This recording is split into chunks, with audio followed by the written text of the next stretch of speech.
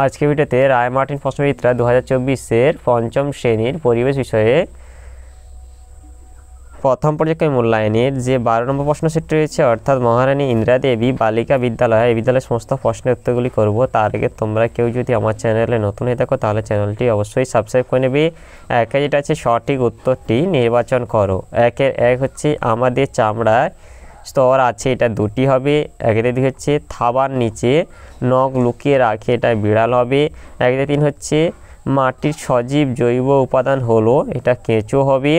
একেতে চার আমাদের শরীরে হাড়ের সংখ্যা 206টি। এরপর দুই দিকে হচ্ছে বাম দিকের সঙ্গে ডান দিকের স্তম্ভ মিলিয়ে লেখো। বাম দিকে দুই দিকে একইটা আছে, এটা চিংড়ি, এটা অমেরুদণ্ডী হবে। দুই দিকে দুই হচ্ছে টিয়া, টিয়া হবে বর্ণ হবে। দুই দিকে তিন হচ্ছে মাটির স্বাভাবিক উপাদান হচ্ছে নাইট্রোজেন সার। দুই দিকে চার হচ্ছে হৃৎপিণ্ড, হৃৎপিণ্ড হবে এটা মানব শরীরের পাম্প। এরপরে তিনে হচ্ছে শূন্যস্থান পূরণ করো। তিনে থেকে একে হচ্ছে শরীরে পুষ্টি পদার্থ ও অক্সিজেন পৌঁছে দেয়, এটা রক্ত হবে। তিনে থেকে দুই হচ্ছে হাতে তালুতে বেশি ঘষাঘষি হয়। তিনে থেকে তিন হচ্ছে বয়স বাড়লে ত্বকে মেলানিন কমে যায়। এরপরে তিনে থেকে চার হচ্ছে যক্ষা প্রতিরোধে শিশুদের জ্বর চিকিৎসা হয়। চারিদিকে হচ্ছে একটি বাক্যে উত্তর দাও। চারিদিকে একে হচ্ছে মাটির দলা জলে ফেললে প্রথমে কি হয়? এর উত্তরটি হলো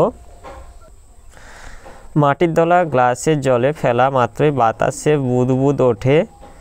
এরপর মাটি জলের নিচে থিতিয়ে পড়ে এবং মাটিতে মিশে থাকা ঘাসের টুকরো পাতা জলের উপরে ভেসে ওঠে। এরপরে চারিদিকে হচ্ছে ধমনী কি? এর উত্তরটি হলো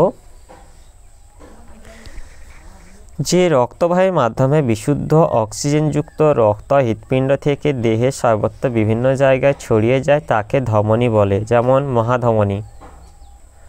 এরপরে চারিদিকে তিন হচ্ছে কি কারণে মেলানিন তৈরি হয় না?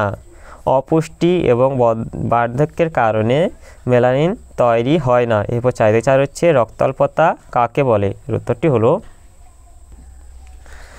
রক্তাল্পতা একটি রোগ, এই রোগে রক্তে হিমোগ্লোবিনের পরিমাণ কমে যায়, এতে শরীর দুর্বল হয়ে পড়ে। তাহলে আজকের ভিডিওতে আমরা পঞ্চম শ্রেণী পরিবেশ বিষয়ে যে 12 দাগে মহারানী ইন্দিরা দেবী বালিকা বিদ্যালয়, এই বিদ্যালয়ের সমস্ত প্রশ্নের উত্তরগুলি শেষ করলাম। আর তোমরা কেউ যদি আমার চ্যানেলটা এখনও সাবস্ক্রাইব করে রাখনি তাহলে চ্যানেলটা অবশ্যই সাবস্ক্রাইব করে নেবে। ভিডিওটি ভালো লাগলে ভিডিওটিকে লাইক, কমেন্ট ও শেয়ার করতে ভুলবে না।